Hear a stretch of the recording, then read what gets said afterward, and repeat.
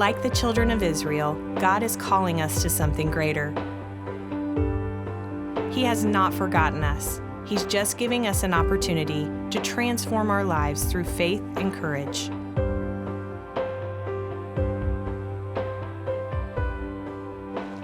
Courageous people inspire us, and I think of explorers, Christopher Columbus, Magellan.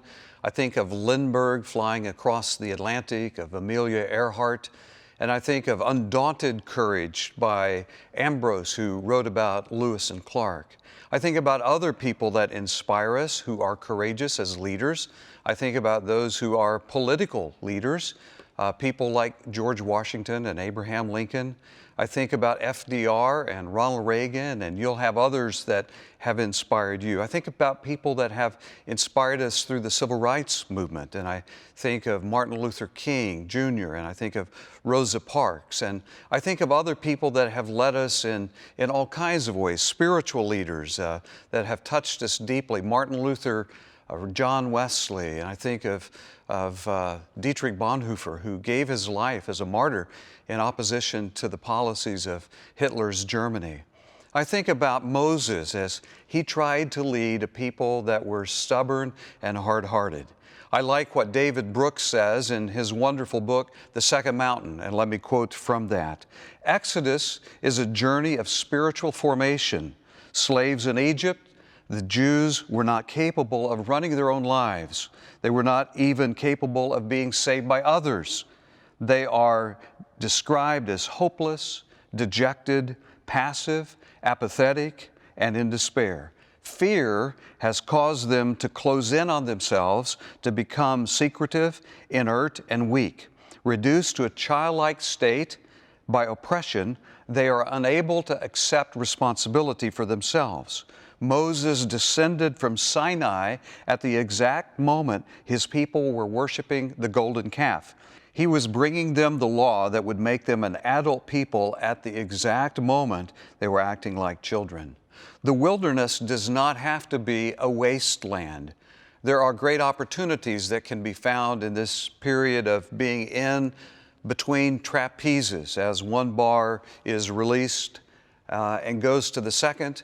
That period, that stage, that time does not have to be wasted, but it is a time of uncertainty and often anxiety and fear. We think about Moses as he was leading the people out of Egypt and into the Promised Land, and we think of all the struggles that the man had to endure. They were numerous. We think about how that he left a people that had grown dependent upon Egypt and their culture. Even though they were oppressed, he wanted to bring them to a better place, but they did not go immediately from Egypt into the Promised Land. There was a period in between. And in his book, Managing Transitions, Making the Most of Change, the book references the fact that there is this, not A and B, but there is a C. A is Egypt, B is the neutral zone, and C is the Promised Land. And the misunderstanding is that we go from A to B when there's always a C. And we end up in this neutral zone place.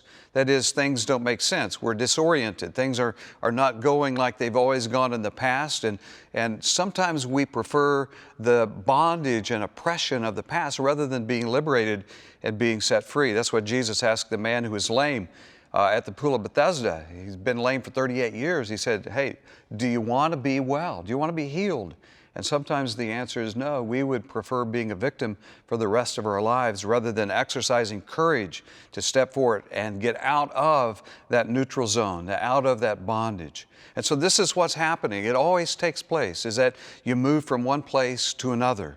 And with that comes uncertainty, and you don't know what's going to happen next. And so some people get stuck.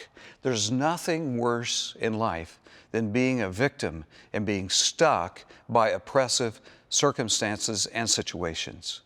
In the book of Numbers, we see a lot of what's going on in this transition out of Egypt and trying to get into the Promised Land. In chapter 11, we hear the people complaining about the cafeteria food. They didn't like the manna.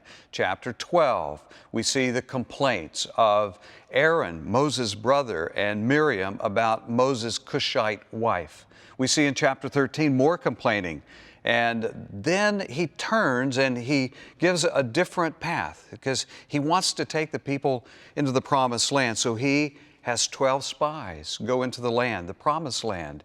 And they're supposed to check it out and see how things are. And they come back. And as you know the story from Numbers chapter 13 and 14, that the land was beautiful, but there was a problem.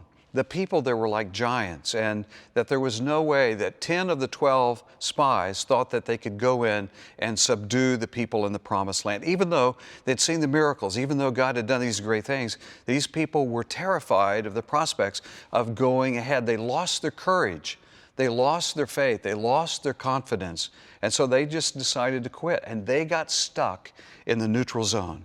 And that's the worst thing in life. You can go through all kinds of things in life and, you just don't emerge. You get stuck and it's like your feet are nailed to the floor. It's a terrible, terrible feeling. And this is what's taking place in chapter 13, chapter 14. The two spies, Joshua and Caleb, come back and say, we can do it, you guys.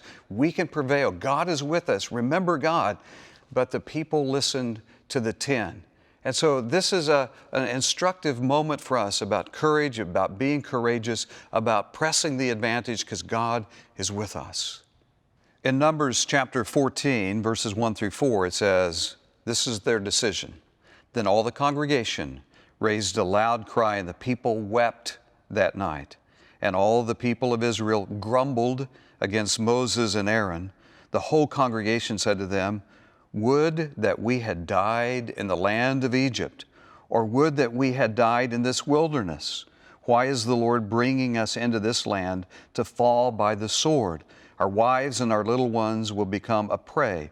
Would it not be better for us to go back to Egypt? And they said to one another, let us choose a leader and go back to Egypt. Folks had memory.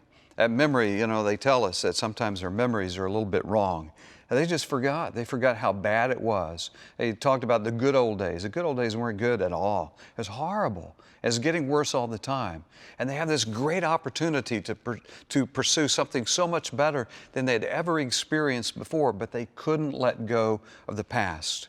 And so they kept looking over their shoulder. That's not a good way to drive a car, looking in the rearview mirror. But that's what they were doing, looking in the rearview mirror, and it's going to be a fatality. And that's exactly what's going to happen. The neutral zone is a great time of danger or opportunity. It's a time that we have to sort things out. One of the things that I ask people when they go through a divorce, I ask them the question, so what did you learn? And I can discern where they're coming, how they're responding to this situation when they say, well, I learned that I married a terrible person. And that is that they haven't learned anything about themselves, that it's all the other person's fault. It may be 90%, but tell me about the 10% that you're responsible for. How are you going to be different? We have these neutral zones.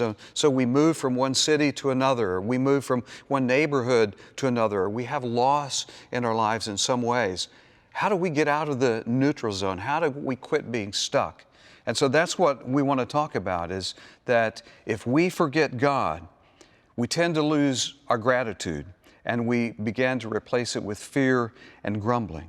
And so I want to make 3 points. Number one is that the majority can be wrong. Even though all of the congregation was saying, the woe is us, this is a terrible thing, they were wrong. They forgot all about God. One of the worst things that can happen is when we begin to grumble. And this is something that is referenced in the New Testament as Jesus had to respond to the people that were grumbling against him. They did not, in John chapter 6, verse 60, they did not have the faith. And so as they began to leave, they started to grumble because Jesus wasn't doing for them what they anticipated. Their expectations were really high. Their commitment was really low. And so we see, again, Paul trying to tell them, don't grumble, don't complain. Grumbling and complaining is one of the most serious spiritual sins that we can have. It infects people. It's some kind of a toxic spiritual contagion, and we want to get rid of. Grumbling happens all the time. People that say, I'm not a sinner, boy, their tongue, wow, it can really light up the forest. with all of the electricity and all of the damage that the tongue can do, as James likes to talk about. I would remind you, Moses says to the people to be strong and courageous. Their courage was not in themselves, their courage was to be in God. And that's what we've got to focus upon. We've got to remember that we're with God and God is with us, and that we want to align ourselves in accordance with His will. And when we do that, when we find the ability, not in ourselves, not in our own strength, I can do all things through Him who strengthens me, and then we become people of great courage. Finally, I want to say this.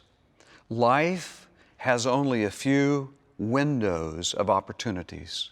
We don't have endless opportunities to be able to come and to do what God has called us to do. I was thinking about this the other day because now I'm in my 27th year at Asbury. I was just thinking about that I had a little small window, the opportunity to say, yes, I'd like to come, or no, I'm going to stay in my comfort zone. And I'm so glad that I had the opportunity to come and to be with you through these years. In my own life, it took some courage. Sometimes it's good that you don't know everything that's about to happen. Sometimes ignorance is bliss. That's the way it is. When you're in the neutral zone, you don't have everything figured out.